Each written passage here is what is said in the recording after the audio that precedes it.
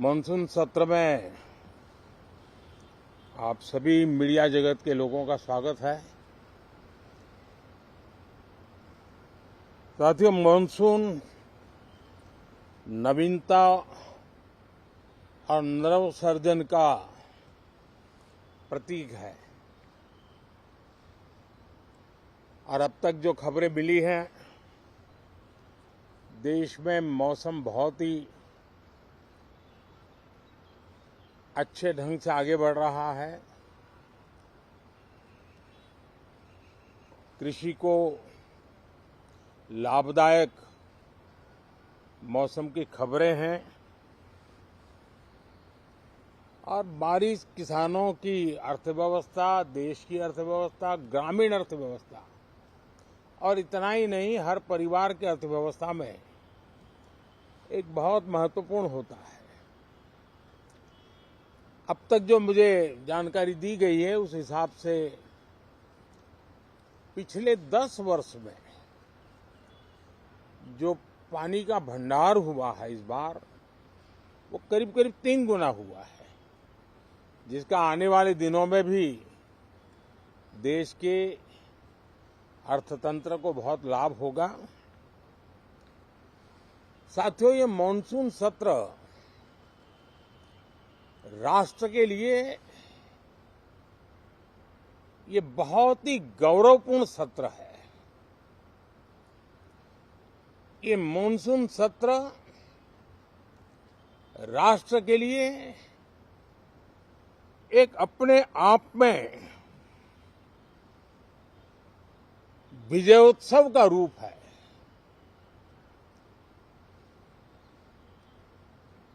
और जब मैं कहता हूं कि सत्र राष्ट्र गौरव और विजयोत्सव का सत्र है, तो सबसे पहले तो मैं पहली बार इंटरनेशनल स्पेस स्टेशन पर भारत का तिरंगा झंडा वहां लहराना, ये हर देशवासी के लिए गौरव की पल है। देश में साइंस टेक्नोलॉजी के प्रति, इनोवेशन के प्रति नया उमंग और उत्साह भरने वाली ये सफल यात्रा रही है और पूरे सांसद, लोकसभा राज्यसभा दोनों सदन देशवासी जिस गौरव का अनुभव कर रहे हैं, उसमें एक स्वर से जुड़ेंगे, एक स्वर से इसका यशगान होगा। जो भारत को अंतरिक्ष में नई ऊंचाइयां पर पहुंचाने वाले जो भावी कार्यक्रम है, उनके लिए भी प्रेरक बनेगा, प्रोत्साहक बनेगा। साथियों, ये मानसून सत्र एक विजयोत्सव है। पूरी दुनिया ने भारत की सैन्य शक्ति का, भारत के सैन्य के सामर्थ्य का रूप देखा है। ऑपरेशन सिंदूर में भारत की सेना ने जो लक्ष्य निर्धारित किया था, 100% अचीव किया। आतंकियों के आकाओं के घर में जाकर के 22 मिनट के भीतर भीतर ऑपरेशन सिंदूर के तहत उसको जमींदोज कर दिया गया। और मैंने बिहार की एक कार्यक्रम में इसकी घोषणा की थी जो हमारी सैन्य शक्ति ने बहुत ही कम समय में सिद्ध करके दिखा दिया, और इसमें मेड इन इंडिया सैन्य शक्ति का ये नया स्वरूप, इस पर भी दुनिया बहुत आकर्षित हुई है। इन दिनों विश्व के जिन जिन लोगों से मिलना होता है तो भारत के इस मेड इन इंडिया जो औजार तैयार हो रहे हैं, उसके प्रति दुनिया का आकर्षण बढ़ रहा है। मुझे विश्वास है कि जब सदन इस विजयोत्सव को एक स्वर में विजय के भाव से इस सत्र के दरमियान उन ओजस्वी तेजस्वी भावनाओं को प्रकट करेगा, तो भारत की सैन्य शक्ति को बल मिलेगा, प्रोत्साहन मिलेगा, देशवासियों को प्रेरणा मिलेगी, और सैन्य क्षेत्र में जो रिसर्च, इनोवेशन और मैन्युफैक्चरिंग हो रहे हैं, made in India defence equipment बन रहे हैं, उसको भी एक बल मिलेगा, और जो भारत के नौजवानों के लिए नए रोजगार के अवसर पैदा करेगा। साथियों,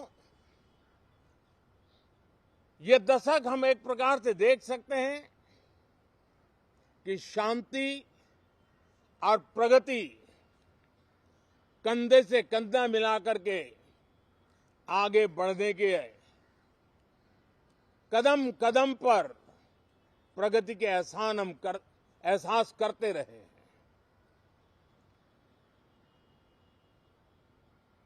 देश कई प्रकार की हिंसक वारदातों का शिकार रहा है, लंबे अरसे तक शिकार रहा है।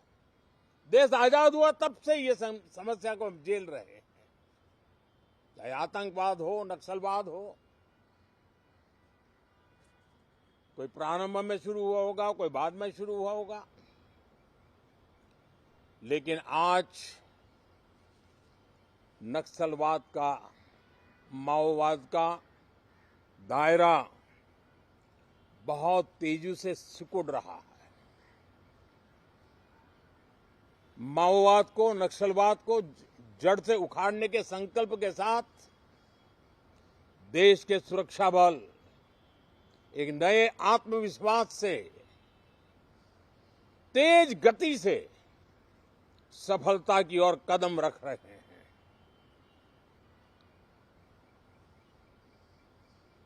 और मैं गर्व से कह सकता हूं,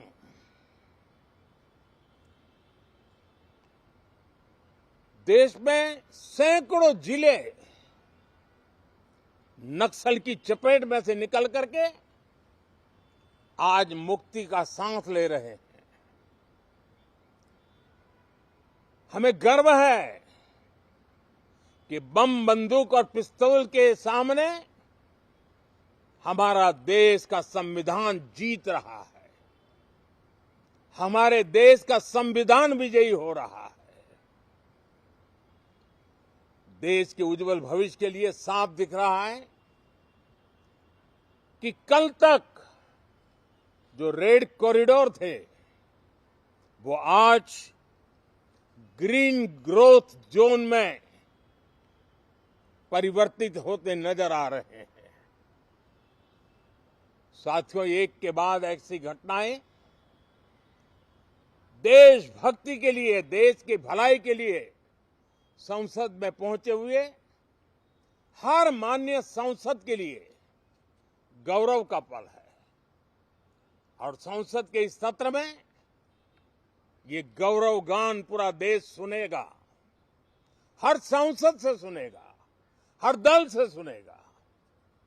साथियों, आर्थिक क्षेत्र में भी जब 2014 में आप सबने हमें जिम्मेवारी दी, देश फ्रेजाइल 5 की अवस्था से गुजर रहा था। 2014 के पहले वैश्विक अर्थव्यवस्था में हम 10वें नंबर पर थे और आज भारत तेज गति से दुनिया की तीसरे नंबर की अर्थव्यवस्था बनने की दिशा में आगे बढ़ रहा है, दरवाजे पर दस्तक दे रहा है। इन दिनों 25 करोड़ गरीबों का गरीबी से बाहर निकलना, जिसको विश्व की अनेक संस्थाएं सराहना कर रही है। देश में एक जमाना था 2014 के पहले, जब महंगाई का दर, इन्फ्लेशन रेट डबल डिजिट में हुआ करता था। आज 2% के आसपास आकर के देश के सामान्य मानवी के जीवन में राहत बन गया है, सुविधा बन गया है। लो इन्फ्लेशन के सामने हाई ग्रोथ एक अच्छे विकास यात्रा की दिशा है। साथियों, डिजिटल इंडिया, यूपीआई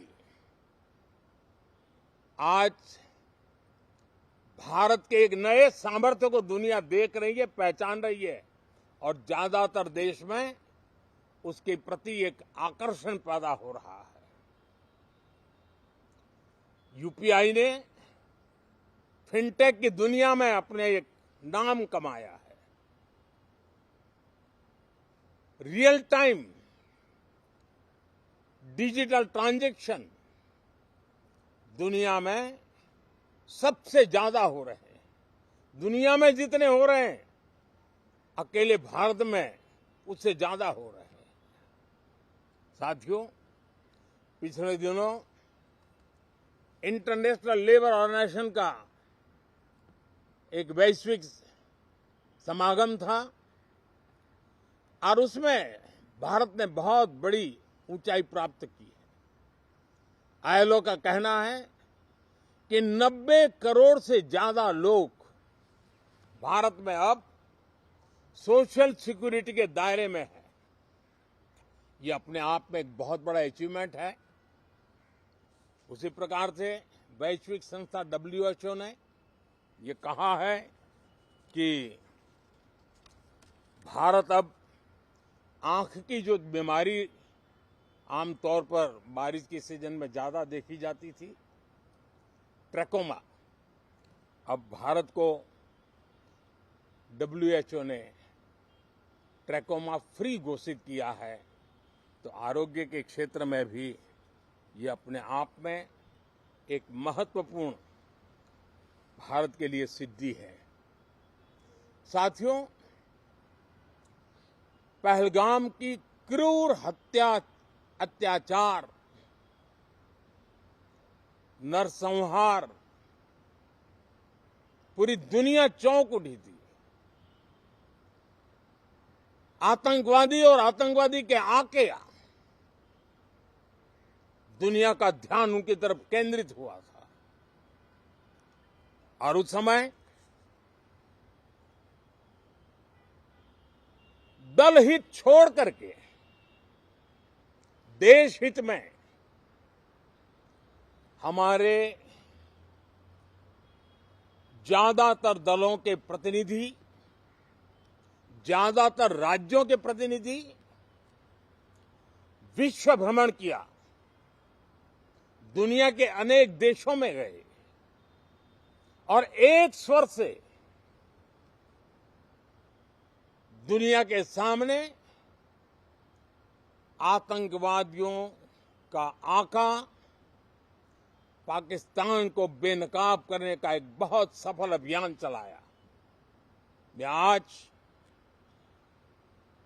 राष्ट्रहित में किए गए इस महत्वपूर्ण कार्य के लिए उन सभी सांसदों की सराहना करना चाहता हूं, सभी दलों की सराहना करना चाहता हूं और उसने देश में एक सकारात्मक वातावरण पैदा किया। विश्व ने भारत की बात को स्वीकार करने की दिशा में अपने मन के द्वार खोले और इसके लिए ये हमारे सांसदगण, हमारे राजनीतिक दल सराहना करने के मेरे लिए सौभाग्य है। साथियों, हम जानते हैं कि ये स्पिरिट, एक स्वर, एक एकता का वातावरण देश को कितना उत्साह से भर देता है। विजयोत्सव का ये पर्व इस मॉनसून सत्र में भी उसी भाव से प्रकट होगा। देश की सैन्य शक्ति को सराहना करेगा, देश के सामर्थ्य का गौरवगान करेगा और देश के 140 करोड़ नागरिकों को नई प्रेरणा का कारण बनेगा। मुझे विश्वास है कि हम सब मिलकर के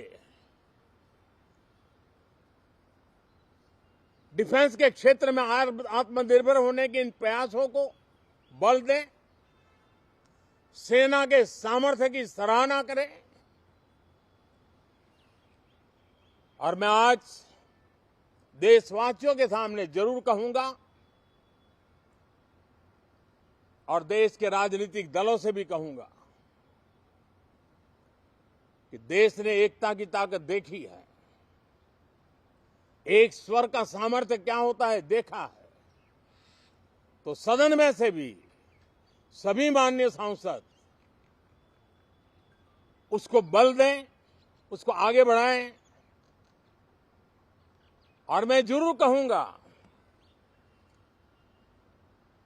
राजनीतिक दल अलग अलग हैं, हर एक का अपना एक एजेंडा है, अपनी एक भूमिका है, लेकिन मैं इस वास्तविकता को स्वीकार करता हूं कि दल हित में मत भले न मिले, लेकिन देश हित में मन जरूर मिले। इसी एक भावना के साथ इस मॉनसून सत्र से देश के विकास यात्रा को बल देने वाले, देश की प्रगति को बल देने वाले, देश के नागरिकों को सामर्थ्य देने वाले अनेक विधेयक प्रस्तावित हैं। सदन विस्तृत चर्चा करके उसको भी पारित करेगा। मेरी सभी माननीय सांसदों से उत्तम डिबेट चलाने के लिए शुभकामनाएं हैं। बहुत बहुत धन्यवाद।